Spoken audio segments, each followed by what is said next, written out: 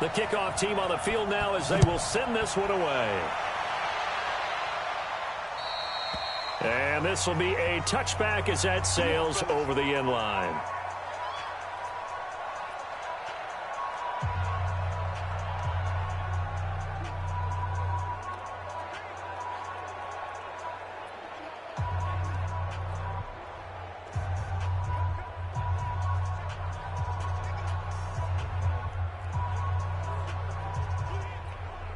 Let's go. 50, plant. 54 miles. Ready? On the ground, this is Derrick Henry. And he'll hope that this is not a sign of what's in store as he has to fight just to get back to the line of scrimmage. Foyesade Oluwakan made the tackle there from his safety position.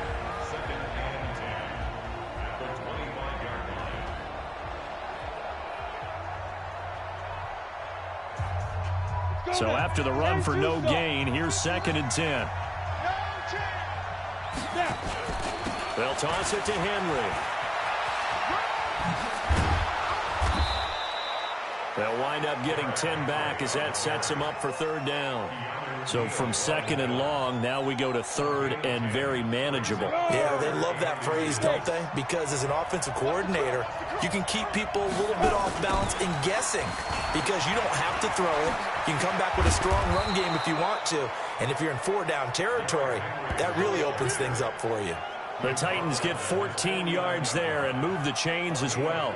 Defense had a chance to get off the field here in the opening drive, couldn't do it. I know that we go into these meetings with coaches and sometimes maybe we can get a little bit numb because they're always going to talk about how important 3rd down is, aren't they? Offense and defense. In this case, one capitalized and the other, as you said, had a chance to get off the field and didn't get it done.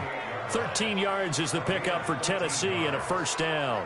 So back-to-back big runs picking apart this defense on the opening drive. I thought this was a passing league. I thought this was the era we were in where the ball was always in the air, right? They didn't get the memo. They didn't get the memo, and I know this to be true. Offensive linemen still, to this day, they want to run the football. They want to fire out and hit people across the line of scrimmage, and they're clearing space. They've definitely established a rhythm on this drive, moving the ball quite well. And big man with football is an integral part of the whole thing. X3, 218, chop it. On 2nd down, here's Henry. He'll get the 1st down and more inside the 20. And all the way down to the 5. A big chunk on the ground there, 27 yards. You were telling me this yesterday. This is exactly what they want to do on the opening drive, establish the ground game. Yeah, remember our conversation? We were talking about what one of the GMs in the league has told me repeatedly. It's a big man's game, and it's not necessarily size. He's talking about playing some big boy football. Line up, get leverage, knock people back, and establish the run early.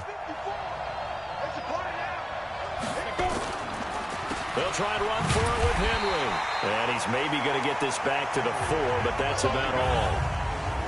They'll say no gain on the play, and it'll be 2nd and goal. And here now the defensive starters for Atlanta. Many people thought Keanu Neal was overdrafted by Atlanta, but they saw his talents and knew that he would fit their scheme perfectly. A hybrid player, can play deep in the secondary as a safety, can drop down into the box and also... And he gets in. Touchdown, Tennessee. Taking it in from 4 yards out. And the Titans take the ball down the field and score on their opening drive. That's just a solid, methodical drive to start this game. And how about how it culminated? Doing exactly what they wanted to do, getting the ball downfield, and then running it into... Oh, look at this. A flip to the kicker. He's going to try to run for it. And he's going to lose yards. They take him down at the 26. I thought the days of the fake extra point were numbered once they moved these kicks back to the 15. Apparently, I was mistaken. Yeah, I was wondering who was ever going to try to do this. In fact, I quit wondering. I didn't think it would ever happen. Taking a fake from the 15-yard line to try and pick up an extra point, I didn't think anyone would ever call this.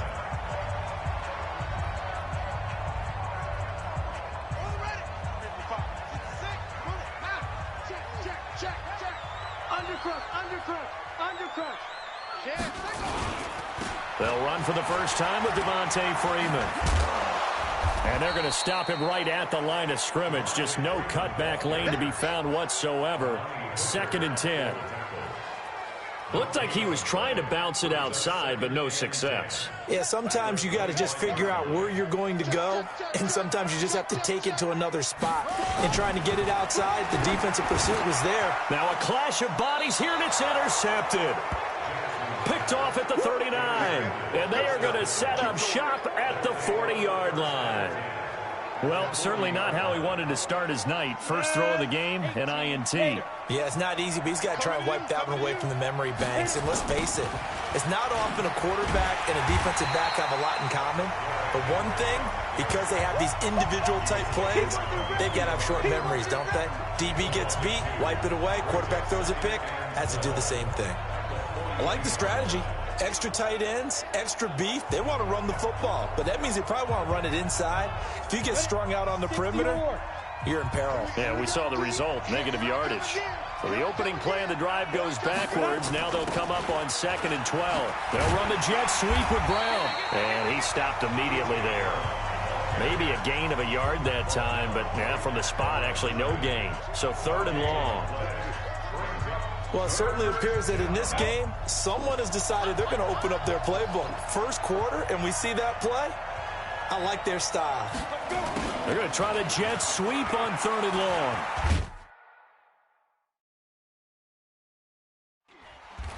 And they'll get him down at about the 37, well short of the first. It's a gain of 5 on the play, and it'll bring up a 4th down. Anytime the offense shows what they call a shot play or a chunk play where they're trying to get big yardage, sometimes people just call it gadget plays, and you hold it to a gain that we just saw there, you feel pretty good about yourself as a defense. Recon, 132 fighter. Ready? On 4th down, Tannehill. And this is going to be incomplete. The Titans try it, but ultimately they fail on 4th down. And the Falcons' defense stands tall. They'll get the football back. And he'll have a tough time living that one down. It's one thing, Charles, to drop a pass. It's quite another to drop it on 4th down.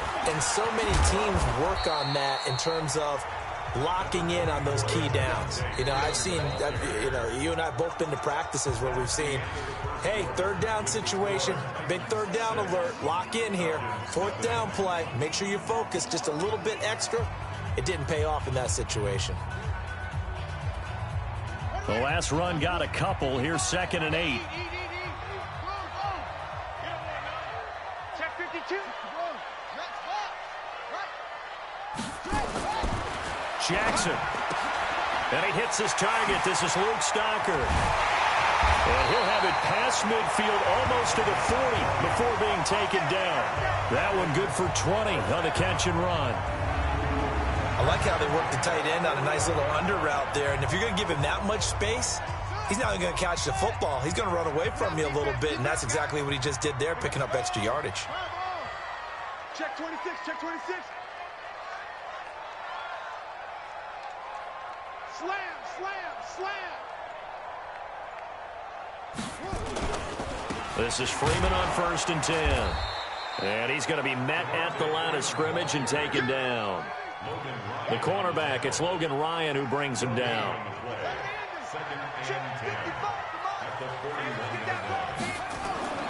Throwing on 2nd down. Jackson. Stocker's got it. Complete.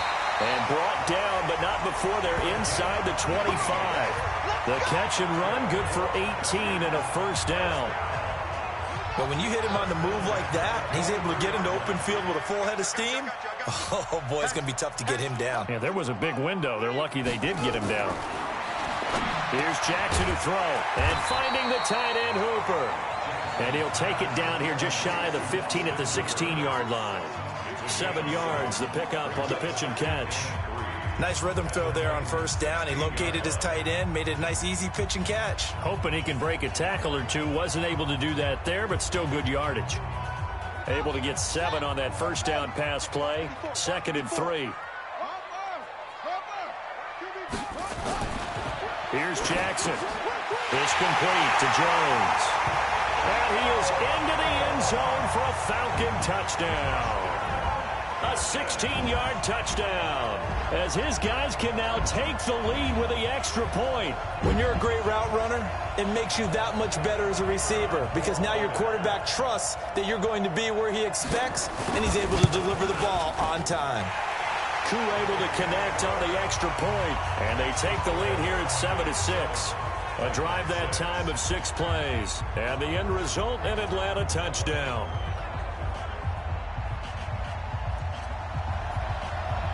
The kickoff unit is out on the field, and they will send this one away.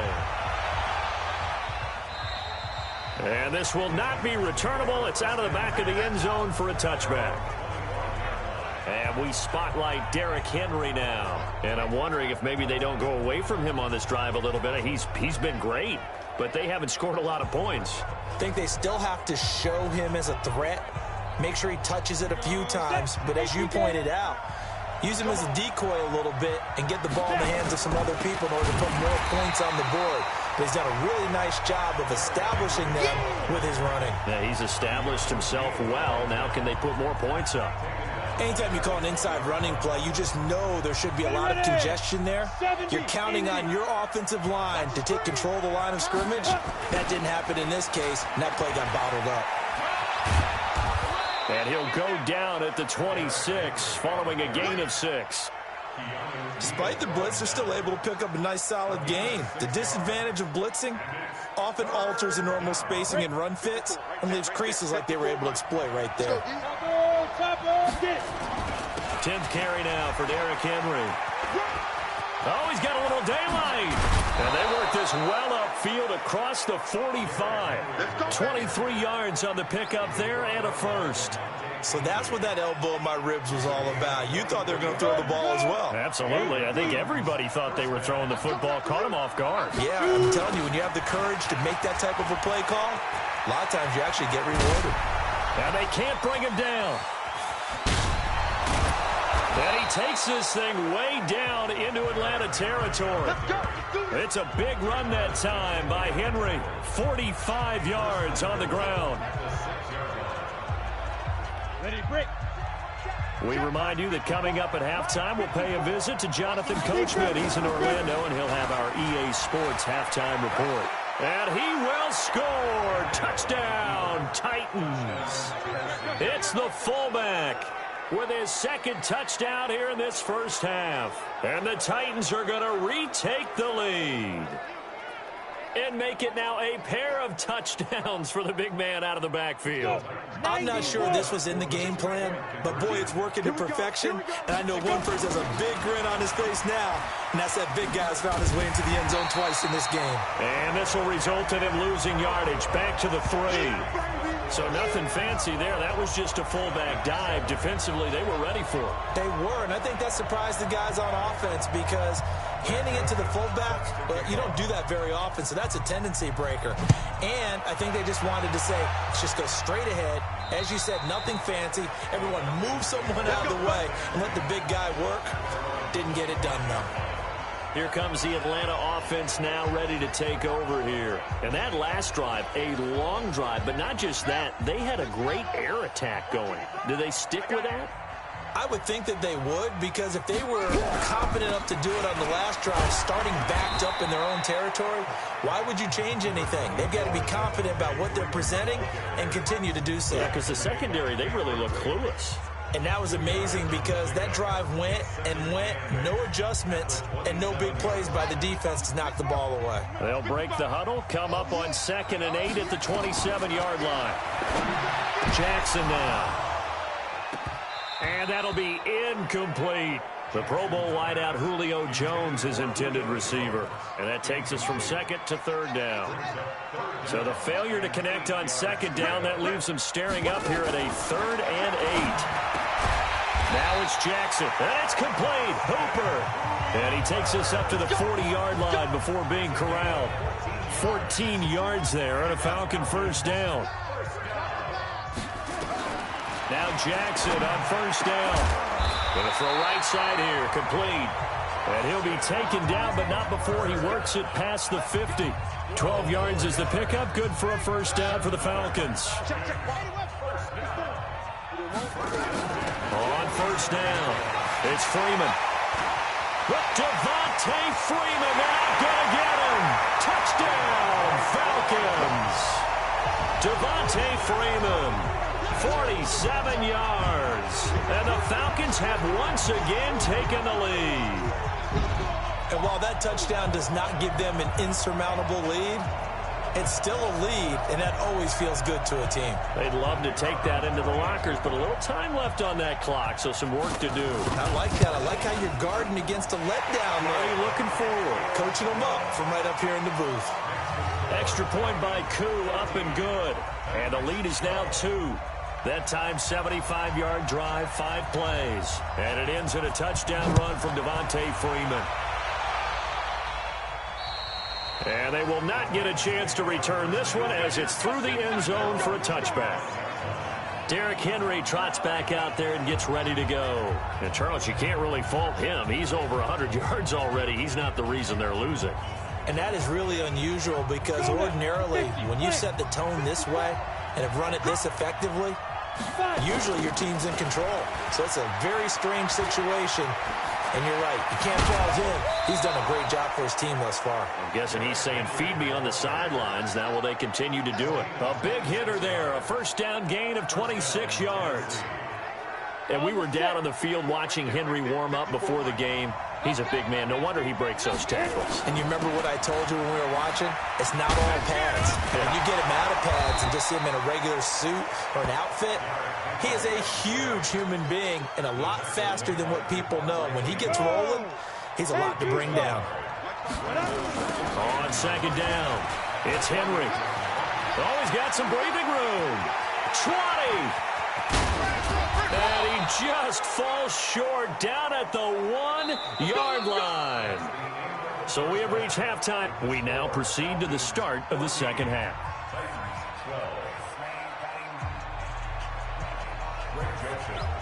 The Falcons back to receive. They've got the lead, and they'll get this football as the second half gets underway. And that'll carry over the back line of the end zone for a touchback. Atlanta now coming out on the field. They have the lead. Now they'll be looking for some separation here as we begin the third quarter. I like the way you term that because now I think they go a little bit deeper into their playbook. They like what they did in the first half. That worked okay. But in order to get the separation that you just talked about, change things up a little bit. Change your tendencies. Try and hit them a little bit more with some things they didn't see in the first half. We'll see if they do just that. On second down, Freeman. And he'll get about 4 across the 30 to the 32. On any running play that's called, they're always hoping that it's going to break big and go the distance.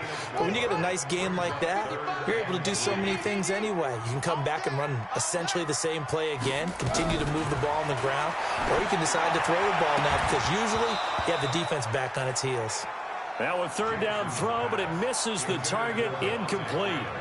Didn't have a receiver open downfield, and as it turned out, couldn't even find his outlet man because of the coverage. It's way too tight, unable to find anyone open.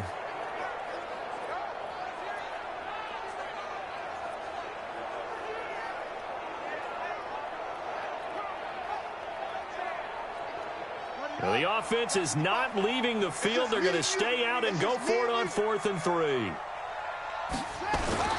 Here we go on 4th down with Jackson. Rush coming, and he's taken down. Cameron Wake with a little wake-up call as he gets in there for the sack. So nursing a slim lead, and that is the opposite of protecting that slim lead. All I can think here is that head coach, he knows more about what's going on with his team than we do. He must know something's up. Either he has trouble with his punter, right? He's worried about his defense. There's an explanation in there that we're going to ask for after the game, because in this situation, I wouldn't have done that in normal circumstances, but maybe he thought my best opportunity is with my offense. Yeah, interesting. Back in their own territory. Now we'll see what transpires. Derrick Henry. So he got free of one tackle, but couldn't do a whole lot else. And still about 3 yards shy of a first as the 4-yard pickup brings it to third down. A field goal would get them the lead, but that's not what they're shooting for as they come up on third down. This is Henry. pushing tacklers aside. And he's going to be taken down here, still a couple yards short of the first. Just a 1-yard pickup there, and it'll be 4th down. So where'd all that running room that he had in the first half go? Because it looks like it's drying up a little bit here. Someone made some adjustments, it appears, at least on this drive. And the 10-year vet knocks it through the goalpost. And with that, they move ahead by a point here in this third quarter.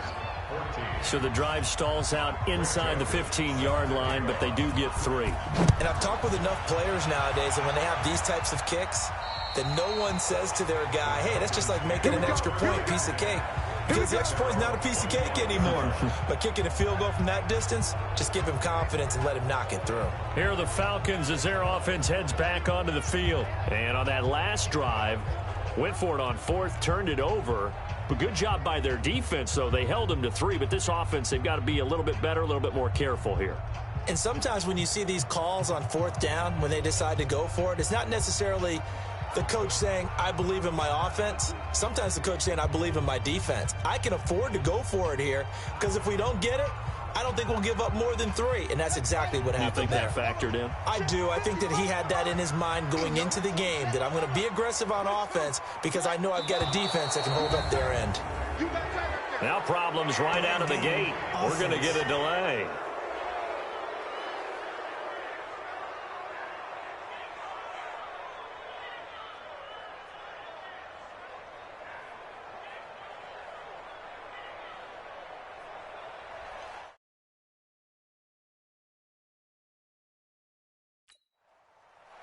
Let's go, baby. Let's go.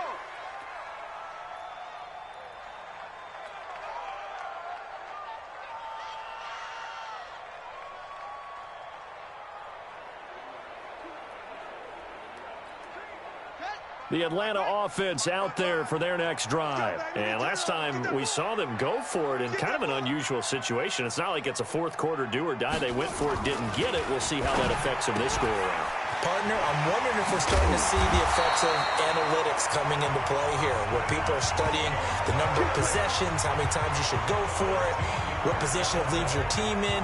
Maybe we're starting to see a little bit of that creeping into the NFL game. Yeah, I think we've seen it in other sports, maybe into the NFL now as well.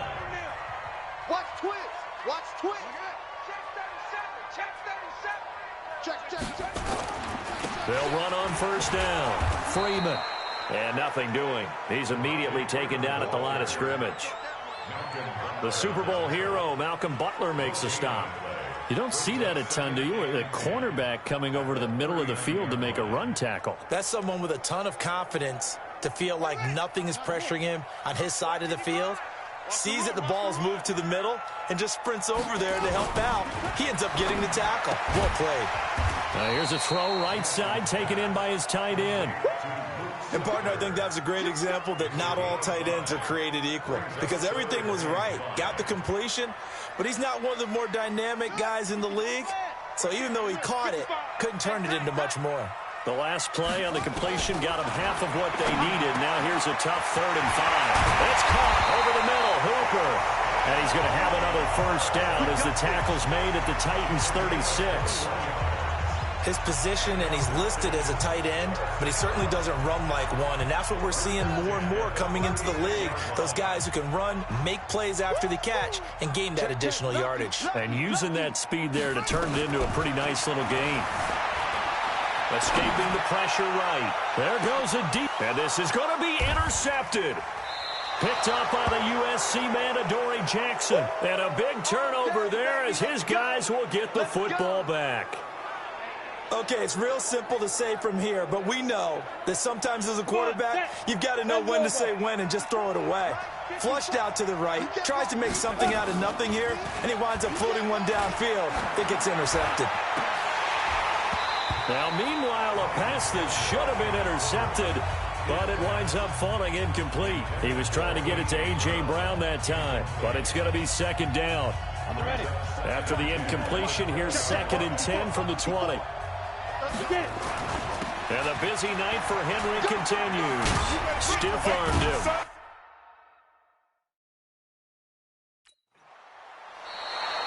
That one good for a pickup of 15 for Tennessee. Let's go.